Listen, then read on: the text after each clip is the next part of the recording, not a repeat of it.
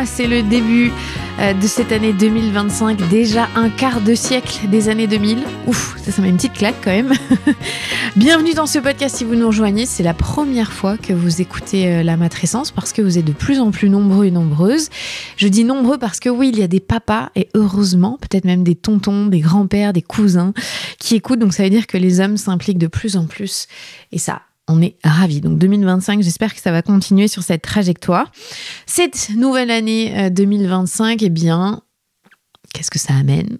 Ça amène un nouveau guide. Vous le savez maintenant, en chaque début d'année, on vous prépare un petit guide. Là, c'est le 11e gratuit qu'on vous a proposé avec la matrescence. Pour le télécharger, il est dans les liens de l'épisode ou alors vous allez sur le site www.lamatrescence.fr. Dans la page ressources, vous avez tous les guides gratuits qu'on a commencé à créer il y a 1 an déjà avec Morgane, mon bras droit. Donc, c'est le 11e qu'on vous propose. Il y en a eu un pour faire le bilan 2024 et cette année, en 2025, on vous propose les 3 questions à se poser pour débuter cette année. Pas forcément dans les meilleures conditions, mais pour avoir une visibilité, une vision de ce qui va se passer. Donc, moi personnellement, l'année dernière, j'avais besoin d'un petit coup de pouce pour démarrer l'année. Donc, le guide m'avait vraiment aidé à structurer ce que je voulais. Alors que cette année, j'attendais surtout avec impatience que ça arrive pour pouvoir me poser et visualiser parce que j'ai sorti la tête du chaos, c'est une bonne nouvelle et j'arrive à avoir une vision un peu plus claire. C'est peut-être pas votre cas, vous êtes peut-être toujours dans la phase nourrisson, très petits enfants, chaos lié à la petite enfance. Alors j'y suis encore, hein. Ma dernière fille, elle n'a même pas 3 ans, donc évidemment que j'y suis encore, mais quand même, c'est un goût différent. 2025, je sais que ce serait une année beaucoup plus paisible, beaucoup moins déstructurée et ça me fait du bien, je suis ravie de savoir ça. Pour moi, 2025, ça signifie quand même une sacrée continuité et encore plus de kiff. Je crois que vraiment, j'ai envie de ça. En 2024, si vous avez écouté l'épisode du bilan de l'année, j'ai vécu une année scindée en 2, clairement.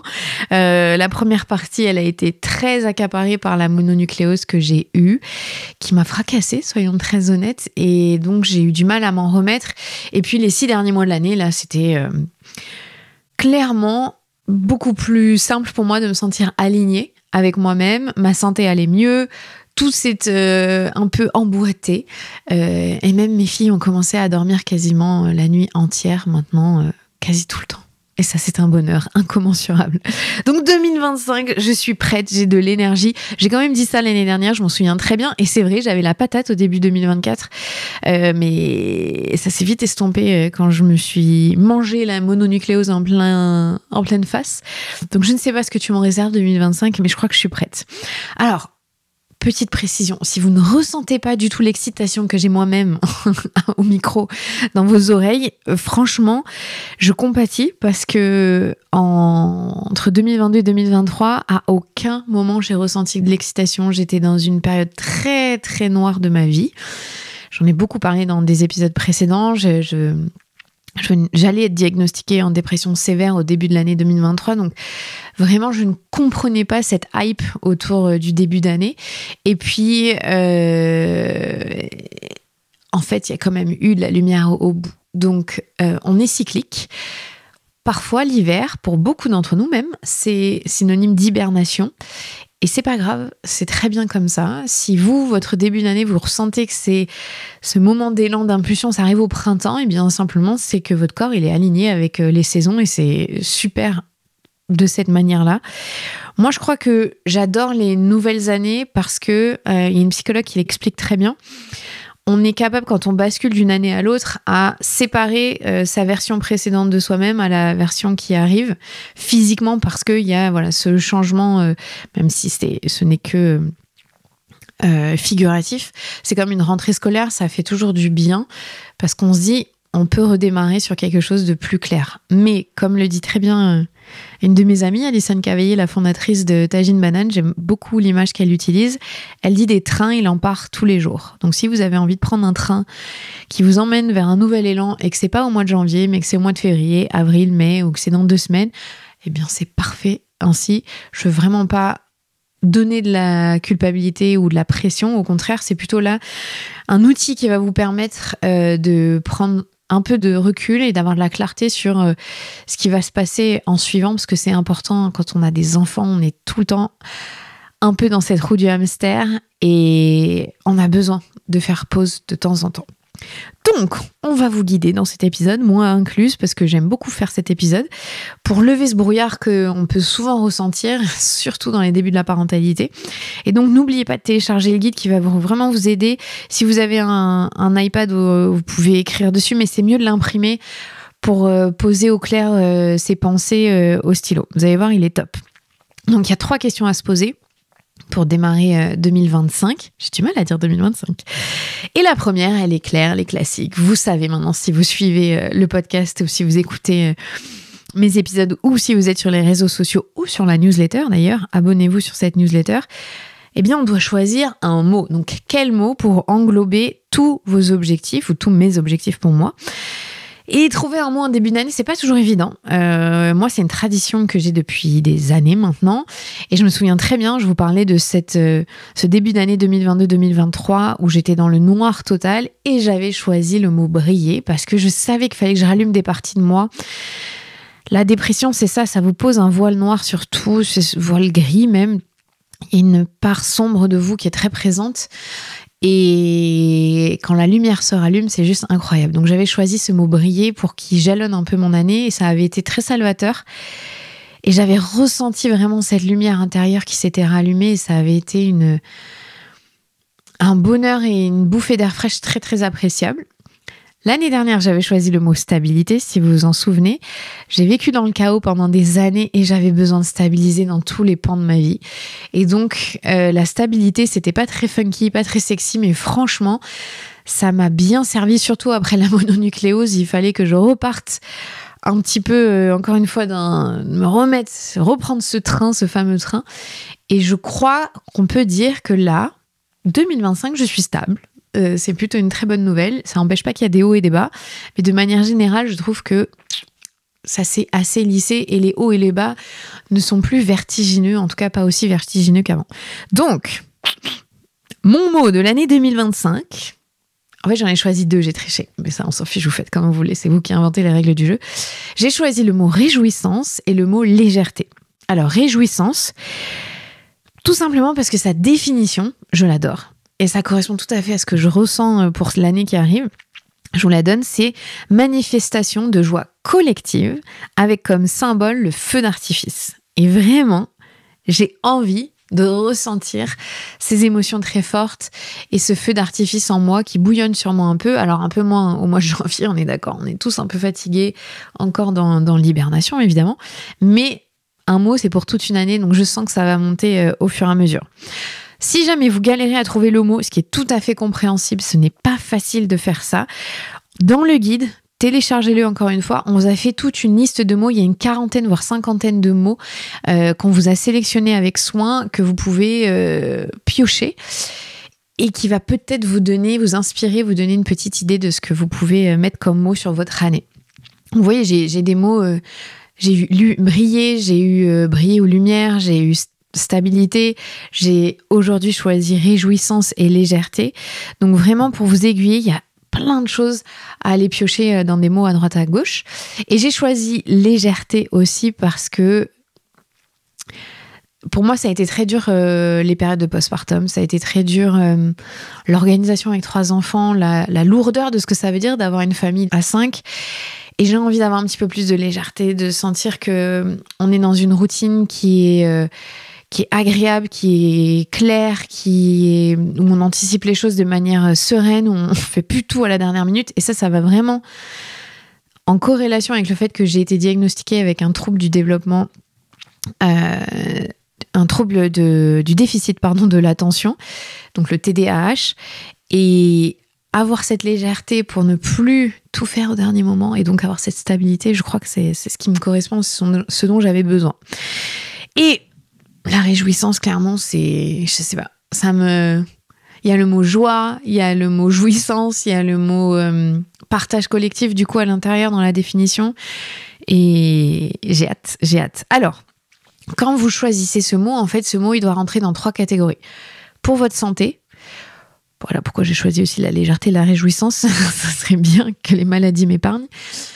Pour votre vie professionnelle et pour votre vie personnelle, vos relations personnelles. Donc ce mot, voilà, il englobe 3 pans de votre vie qui sont très importants.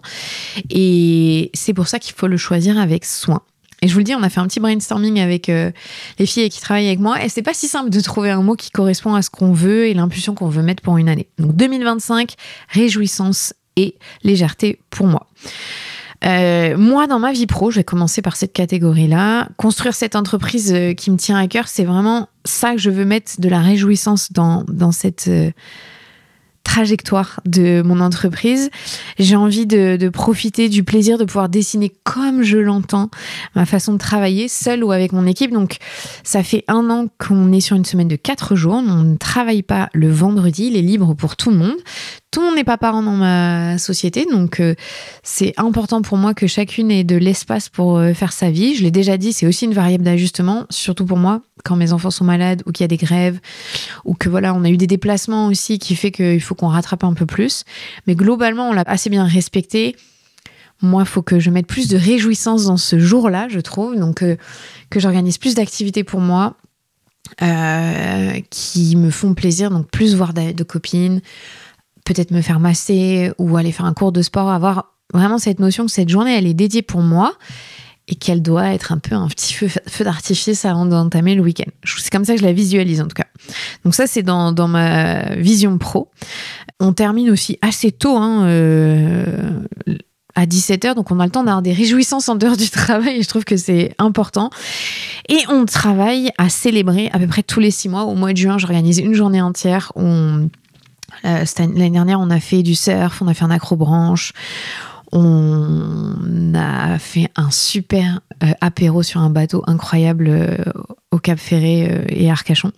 Donc vraiment, ça, c'était le summum de la célébration. Et là, en fin d'année 2024, on a été au hammam, on a fait un cours de sport et on a débriefé pour l'année. Donc, j'ai besoin de célébrer plus et c'est Morgane avec qui je travaille depuis 2 ans presque qui me le dit souvent que je célèbre pas assez, que je me félicite pas assez, que ça doit faire partie de mon quotidien et elle a raison. Donc je veux plus de réjouissance de ce côté-là. C'est une intentionnalité que j'ai et c'est possible aussi, soyons très honnêtes, si vous écoutez ce podcast et vous êtes salarié, que vous ne dessinez pas, parce que dans ma vie pro, j'ai la chance de pouvoir choisir. Alors j'ai la chance, je me la suis créée la chance et ça a plein d'inconvénients à côté aussi, mais de pouvoir avoir cette liberté d'honorer mon business et d'avoir ces réjouissances-là, je trouve ça génial. Et encore une fois, il y a plein d'entrepreneurs qui prennent pas le temps, qui vont droit au burn-out et qui regardent pas trop leur victoire ou alors qui célèbrent trop, qui travaillent pas assez. Donc il faut trouver le bon équilibre entre ça, c'est pas toujours simple. Après, peut-être que aussi d'avoir organisé ma vie pro autour de ma vie perso et non l'inverse, ce qui m'a donné beaucoup de liberté, ce qui m'a donné la chance immense d'être près de mes enfants dans leurs toutes petites années, c'est pas terminé. Peut-être que ça m'a coûté au niveau rentabilité, et encore c'est discutable parce qu'il y a eu beaucoup d'études qui sont sorties sur le fait de travailler 4 jours. Ça, au contraire, plutôt ça augmente. Les pays du Nord sont très friands de ce type d'organisation de la semaine. Même ils finissent très tôt. En France, on finit très tard le travail. On est plus dans du présentéisme qu'autre chose. Même si on a cette réputation d'être des gros fainéants, je crois pas. Je pense qu'on travaille des horaires trop longs et ça nuit à notre vie de famille et c'est bien dommage. Mais personnellement, j'ai fait ce choix donc de terminer à 17h et de travailler que 4 jours parce que j'ai besoin de ressentir de l'envie d'aller travailler tous les jours, de pas aller droit au burn-out, de sentir que j'ai une vie en dehors du travail, que ça ne consomme pas toute ma vie. Je coupe à chaque vacances scolaires et je suis très capable de le faire. C'est pas évident et tous les chefs d'entreprise vous le diront, c'est pas simple du tout, mais c'est un choix personnel et peut-être que ça changera. Mais en tout cas, cette année, je vais toujours continuer sur cette stratégie-là. Donc, vive les réjouissances au taf. Faites-le si vous pouvez, si vous avez la main là-dessus. Je crois que c'est important. On passe un nombre incalculable d'heures au travail. Je crois qu'on oublie ça, hein. Plus qu'avec notre famille au cours de la semaine. Donc, profitons-en. Hein. Je me souviens qu'un jour, un de mes anciens chefs à France Télévisions m'avait dit, au moment où j'avais décidé de partir, que, je cite, « De toute façon, ma génération, vous ne voulez que le plaisir. » Sous-entendu, on ne fait plus aucun effort et on ne veut que de la récompense. Et moi, je suis pas du tout d'accord avec ça. Je le vois tous les jours que ma génération, celle d'en dessous, est très capable de bosser, mais aussi de profiter de sa vie en dehors. Et je crois qu'il y a certaines parties de la génération de nos parents qui ne l'a pas fait et qui attend la retraite pour pouvoir en profiter. Et je trouve ça dommage parce que la vie, c'est long et ça ne commence pas à 60 ans, ça commence bien avant. Donc voilà, ce mot-là pour ma vie pro va jalonner et les réjouissances collectives arrivent parce qu'on va faire des événements en live, parce qu'il y aura 2 retraites cette année, parce que je le fais tous les mois avec le cercle sur Patreon, on est ensemble, parce que j'ai besoin de cette énergie du groupe et de dire que la vie elle est cool quand même des fois. Voilà. Alors ensuite, réjouissance pour ma santé.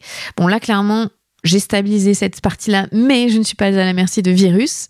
Même si c'est un des premiers hivers où on est passé au travers de tous les virus. Je touche du bois, oui, parce qu'il y a du bois. Je m'emballe un peu. On est qu'en janvier. Mais pour moi, c'est important de faire très attention à ma santé. L'année dernière, j'avais une énorme carence en fer, mais vraiment, je suis passée de 8 nanogrammes par millilitre de ferritine dans le sang à 50. Je continue de la faire remonter, de me supplémenter.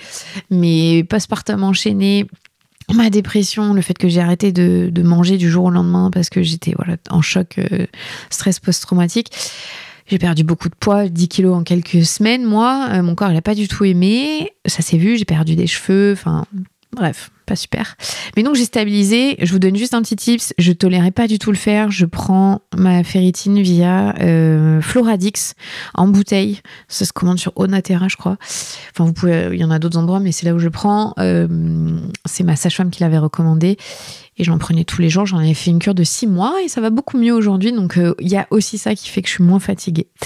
Ce qui veut dire pour moi, en 2025, c'est surtout mieux comprendre comment mon corps il fonctionne pour la santé, pour que je puisse avoir des réjouissances. Je ne sais pas si ça vous fait la même chose. Je vais avoir 37 ans. Et ben cette année, ça a été le gros bordel pour moi. Mon corps fonctionne plus du tout comme avant, ne répond plus aux mêmes stimuli. Je sais pas si c'est l'accumulation du manque de sommeil pendant 4 ans, si c'est l'enchaînement des grossesses, mais clairement mes hormones c'est le gros bazar.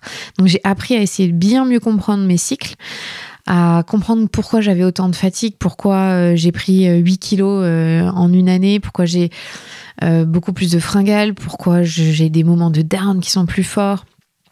Vraiment ça m'a tracassé cette année de plus comprendre que le sport comme je le faisais avant n'a pas le même effet sur mon corps. C'est dur. J'ai pris 8 kilos, je vous le disais, j'en ai reperdu une partie, mais je sais que mon corps, il a voulu me dire ralentis, stop, prends ton temps. Je lui ai fait subir beaucoup de choses en 2022-2023. Et donc là, j'ai besoin de le nourrir et de lui donner de la réjouissance, clairement, et de la légèreté aussi. Et je trouve pour la santé, moi, c'est pas tellement mon poids, c'est plus que je comprends plus comment il fonctionne, ce que je vous disais, et que j'ai l'impression de plus avoir la main dessus. Et ça, c'est pas facile, et pas facile de voir son corps changer après 3 enfants. J'ai toujours été hyper sportive, très musclée, assez sèche, et c'est plus le cas. J'ai pris beaucoup de gras autour du ventre, j'ai jamais eu de ventre. Je sais que ça, c'est aussi lié à des dérèglements hormonaux, donc c'est dur d'être une femme dans ce monde. À chaque fois je vois mon mari, c'est la constance, et nous c'est ça monte, ça descend. Donc ça, je crois que ça va vraiment être un de mes objectifs de l'année, de mieux comprendre comment ça fonctionne et de le nourrir de la bonne manière, de lui donner la bonne nourriture adaptée à mes besoins, bien plus gérer mon stress. Je le gère plutôt bien, mais en fait je prends plus assez de temps pour faire des respirations, refaire du yoga. Voilà. J'ai un outil qui m'aide beaucoup par rapport à ça. J'en ai jamais parlé, mais ça fait 1 an que j'utilise. C'est la bague Oura. Je crois que c'est une start-up suédoise qui a lancé ça, mais ça fait 1 an. C'est une bague connectée que vous mettez à votre doigt. Je la montre si vous regardez sur YouTube. Et je la trouve extraordinaire. C'est mieux qu'une Apple Watch ou qu'une montre connectée, personnellement. C'est mon ressenti. Pour la santé, parce que ça calcule de manière vachement plus précise le sommeil. Ça vous donne votre température corporelle. Donc, si vous surveillez vos cycles de cette manière-là, c'est hyper intéressant. Je peux prédire au jour même mes règles parce que je sais ma température le jour où ça commence. Ça fait 1 an donc que j'étudie tous mes cycles. C'est pas du tout pour gérer sa contraception, c'est pas ça que j'ai dit, mais plus pour comprendre comment mes cycles fonctionnent. Ça me donne mes charges de stress, ça me donne mon sommeil profond évidemment.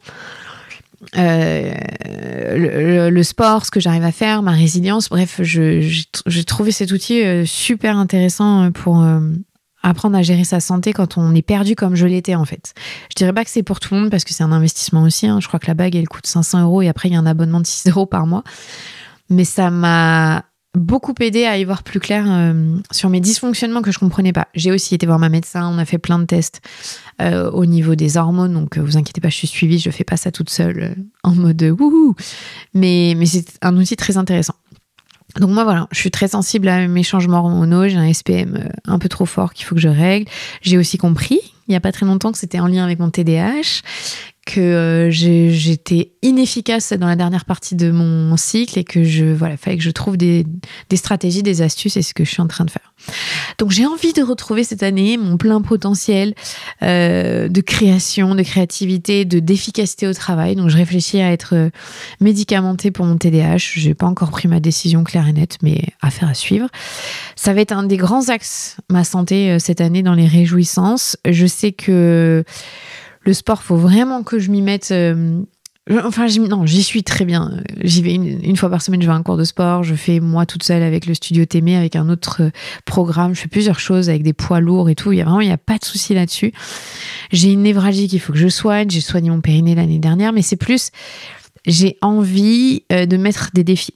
Et donc, j'ai été contactée par les équipes de l'UTMB, l'Ultra Trail du Mont Blanc. Alors, je ne vais pas du tout faire l'Ultra Trail, c'est 170 km, je sais pas quoi, un truc comme ça. Non, ils m'ont proposé de faire la petite course de 15 km et j'ai dit oui, et c'est en fin août. Et donc ça va être une de mes réjouissances de l'année, j'ai trop hâte. Et la dernière chose, ce mot, il englobe donc le plan perso. Et moi, j'avais envie de continuer à kiffer, clairement, avec mes enfants, avec mon mari, mes amis, ma famille. La vie, elle est plus douce, je vous l'ai dit maintenant.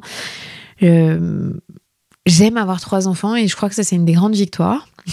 Que ce soit une réjouissance pour moi de les regarder, même si là, pendant les vacances de Noël, c'était intense, on va pas se mentir. Mais c'est une grande victoire parce que j'ai beaucoup, beaucoup lutté pendant toute leur petite enfance, toute petite enfance, à me dire, mais je vais jamais y arriver, en fait, c'est trop dur, c'est trop intense pour moi, c'est trop de demandes, je suis au max de ma capacité. Ça me fait rigoler quand on me demande, mais t'es sûr que tu veux pas un 4e enfant? Mais pas du tout, quoi. Enfin, vraiment, je suis arrivée au max de ce que j'étais capable de donner. Ça m'a beaucoup coûté, alors qu'aujourd'hui, je le vois d'une manière beaucoup plus réjouissante, justement. Et je trouve ça génial, mais j'ai mis en place plein de choses et j'ai adapté, j'ai fait plein d'erreurs. Et aujourd'hui, franchement, c'est cool. J'ai vraiment la sensation d'être passée de l'autre côté. Et c'est un réel soulagement et du bonheur. Donc ça, c'est la première question. Elle est assez longue, mais parce que justement, elle vous permet de faire un grand tri. Donc, le mot que vous choisissez, et il englobe ensuite 3 catégories, la santé, la vie pro et la vie perso. Donc, n'hésitez pas à télécharger le guide, je vous le rappelle, et pour vraiment bien noter ce que vous êtes en train de faire et ce à quoi vous réfléchissez, vous avez les aspirations que vous avez. Deuxième question, qu'est-ce que je veux apprendre en 2025 ou continuer d'apprendre ? Je trouve que c'est pas facile de répondre à cette question, personnellement, pour cette année en tout cas. L'année dernière, j'avais plein de choses que je voulais apprendre. En tant qu'adulte, en revanche, je trouve qu'on oublie très vite qu'on doit continuer d'apprendre, de s'imprégner pour évoluer. J'aime bien cette phrase qui dit c'est quand la dernière fois que tu as fait quelque chose pour la première fois ? C'est quand la dernière fois que tu as fait quelque chose pour la première fois ? Je trouve ça vraiment intéressant comme question. Parce qu'on peut vite, surtout avec des tout petits enfants, faire toujours la même chose et avoir la sensation que c'est chiant au possible. Et de se challenger de temps en temps à aller faire quelque chose de nouveau, c'est hyper appréciable et ça demande pas forcément de moyens financiers. Ça demande de la réflexion et du temps un peu de réfléchir à ça. Donc, qu'est-ce qu'on peut apprendre ? Et moi, je crois en 2025, mon principal apprentissage, ça va être, encore une fois, dans ce que je vous ai dit, apprendre à vraiment comprendre comment mes hormones fonctionnent, comment mon corps répond à ça, quels sont ses besoins. Je crois que j'ai envie de gratter encore plus. J'ai lu plein de livres sur la ménopause, sur le cycle menstruel. Enfin, vraiment, il y a des ressources de plus en plus intenses et intéressantes, ce qui n'était pas le cas avant, soyons très honnêtes, malheureusement. Donc, j'ai appris plein de choses et j'adore. J'ai beaucoup appris côté business en 2024, mais il faut que je continue, ça me passionne. J'aurais jamais cru ça. Moi qui ai une licence d'histoire, un master de journalisme, ce côté entrepreneurial, création, avoir une vision et tout, je trouve ça super, super chouette. Il y a plein de choses que j'aime pas dans cette partie-là, dans le côté administratif, mais pour tout le reste, je trouve ça passionnant de développer des idées, des produits, de les concrétiser, d'aller au bout. Il y a aussi une notion très importante qu'il faut dans le monde du travail, c'est que l'IA est en train d'exploser, d'arriver, c'est le cas, mais ça va vraiment faire partie de notre quotidien et c'est comment on l'apprivoise, quelles sont les limites de ça, à quoi il faut faire attention. Donc ça, je crois que c'est quelque chose que j'ai envie d'apprendre encore plus. On utilise pas mal l'IA avec la matrescence, soyons très honnêtes, mais on doit s'adapter à cette tendance, c'est obligé, donc à réfléchir à comment on l'utilise. Donc ça va être une des choses que j'ai envie d'apprendre. Et je pense aussi, quand même, la dernière chose qu'il faut que j'apprenne, c'est comment vivre avec mon TDAH. Je me suis acheté un carnet qui est spécifique pour les TDAH. J'essaye de réfléchir à ce qui me met en galère. J'ai lu des livres dessus, c'est très intéressant, dans les choses à actionner au quotidien. Donc ça va être ma mission de 2025, à apprendre à gérer ça et être plus efficace. C'est pour ça que je me pose la question du médicament. Quand on a un trouble du déficit de l'attention comme moi, on procrastine énormément, on fait tout au dernier moment à l'arrache, ça passe la plupart du temps, mais c'est pas génial. Vous voyez, concrètement, j'enregistre cet épisode la veille de le diffuser, c'est absolument pas idéal. Mais c'est comme ça. Et donc ça, je sais que ça va faire partie des choses que je vais mettre en place et ça va aller. Alors ensuite, il y a une deuxième partie là-dedans dans cette question, qu'est-ce que vous avez envie d'apprendre ou continuer à apprendre, parce que des fois on n'a pas besoin d'apprendre quelque chose de nouveau, on a juste besoin d'approfondir. Donc approfondissez des notions que vous avez déjà, notez-les. C'est toujours instructif de faire un petit bilan de ce qu'on a appris, ce qu'on veut continuer d'apprendre. Mais donc la deuxième dimension à cette question, c'est avec nos enfants. Alors peut-être que vous m'écoutez, vous avez des nourrissons et que vous n'êtes pas encore dans cet apprentissage-là avec eux. Encore que, ils peuvent nous apprendre des choses sur nos émotions, les nourrissons. Mais si vous avez des enfants qui sont en bas âge, mais qui commencent à parler, à identifier des choses, c'est hyper intéressant à faire. Moi, je le fais avec mes deux grandes qui ont 7 et 4 ans. Et ma dernière, quand même, qui a 3 ans, elle suit ses grandes sœurs, donc elle m'en parle. À partir de 3 ans, je dirais que c'est possible de le faire en tout cas, et je trouve que c'est très important. On a fait avec mes filles le bilan de l'année, qu'est-ce qu'elles ont appris, qu'est-ce qu'elles ont réussi à faire. C'était impressionnant de voir toutes les petites choses qui paraissent banales au quotidien, mais en fait, c'est une immense victoire pour elles. Je vais dire l'arrêt de la tétine pour ma deuxième. Franchement, c'était pas gagné, on l'a réussi. C'était l'arrêt des couches la nuit, c'était apprendre à faire du vélo. Ma grande, c'était faire apprendre à nager dans des grands bassins. Enfin bref, il y avait pas mal de choses comme ça. Et donc, on a fait ensemble cet exercice. Qu'est-ce qu'elles ont appris en 2024 et qu'est-ce qu'elles veulent apprendre en 2025? C'est génial de les écouter, réfléchir, discuter entre elles. Donc, par exemple, une de mes filles, elle veut apprendre à faire le grand écart. Elle y est presque, mais voilà, elle veut apprendre à faire un saut périlleux. L'autre, elle veut apprendre à nager. Il y en a une qui veut apprendre à faire du vélo avec ses petits trous. Voilà, ma dernière, elle a posé des petits mots. Et je trouve ça trop chouette de les encourager dans leur capacité, de les valoriser en fait là-dessus, parce que quand on a fait le bilan de l'année, on leur a dit « T'as vu tout ce que t'as appris ?» Il y a eu un sourire sur leur visage et une fierté. Et j'ai trop aimé. C'était un super moment pendant les vacances qu'on a fait ensemble. Alors moi, je vous dis pas de les inciter à se challenger pour avoir un projet, pour finir sur un projet Mbappé. Je sais pas si vous connaissez ça. Des formations professionnelles, je suis journaliste sportive, mais aujourd'hui, il y a beaucoup de parents, notamment dans le foot, qui mettent leurs enfants au sport de haut niveau pour pouvoir en faire des stars et surtout des enfants qui vont sortir leur famille de la misère. Et je l'entends tout à fait, ce besoin-là, mais c'est au détriment du bonheur, enfin de la santé de nos enfants, en fait, de leur bien-être. Même Kylian Mbappé en a parlé dans une interview sur Canal+, dans Click, en disant, en fait, non, moi, mon père, il m'a laissé jouer et m'amuser jusqu'à ce que je décide moi-même que je voulais avoir un projet pro autour de ça et être professionnel. Donc juste challenger ses enfants, leur dire mais tu pourrais faire ça, essaye ça, et leur dire essaye de tenir tes objectifs, essaye de dire qu'est-ce que tu dois mettre en place. Les enfants, ils sont très forts. Ma fille, elle a voulu apprendre à faire le grand écart, je disais, elle le fait 150 fois par jour. Ils nous apprennent des choses, nos enfants.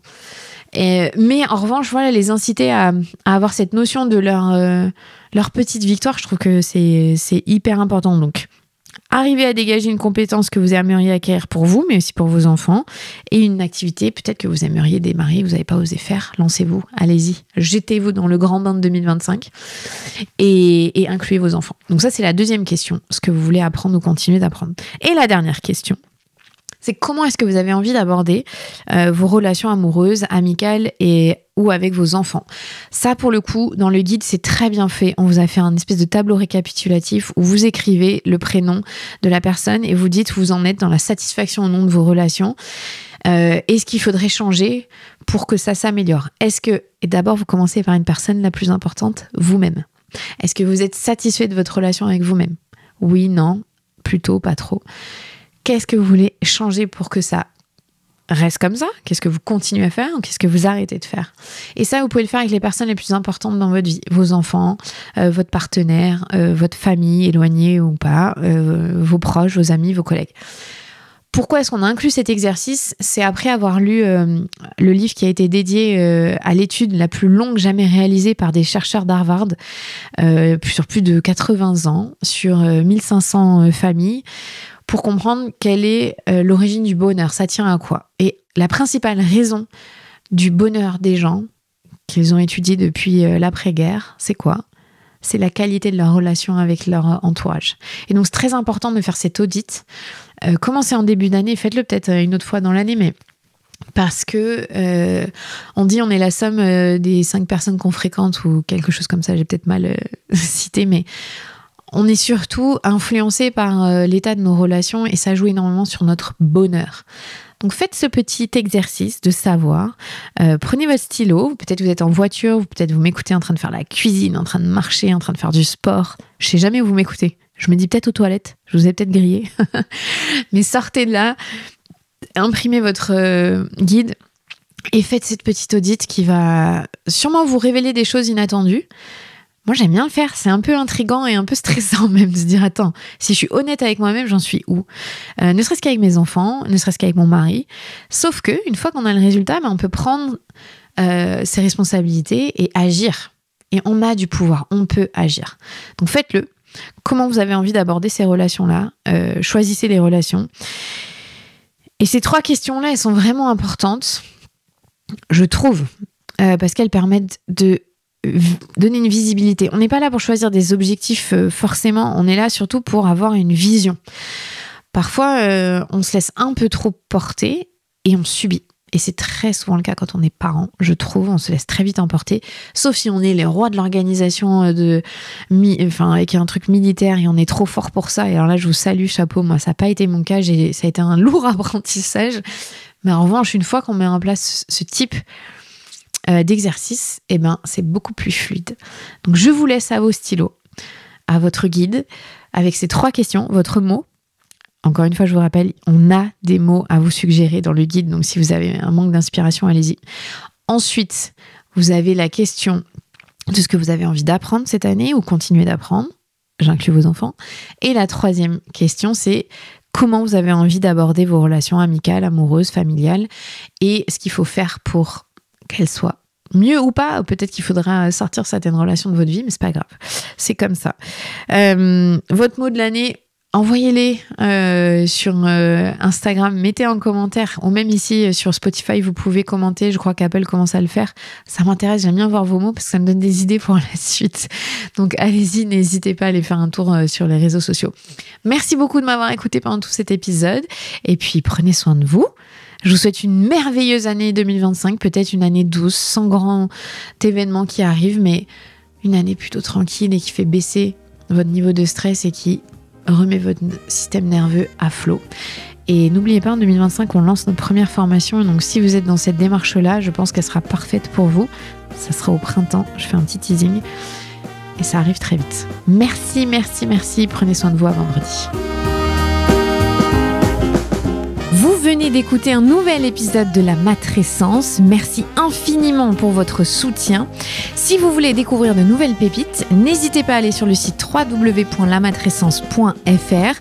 Vous pouvez également vous abonner à la newsletter qui sort tous les vendredis. Rendez-vous également sur le site pour pouvoir vous inscrire. Ensuite, vous devez vous abonner sur votre plateforme d'écoute pour pouvoir recevoir les notifications. C'est ce qui fait grandir ce podcast. Merci infiniment et continuez de partager ce savoir autour de vous. Je sais que c'est comme ça que beaucoup des auditrices et des auditeurs ont découvert ce podcast. Alors un grand merci. Prenez soin de vous. À la semaine prochaine.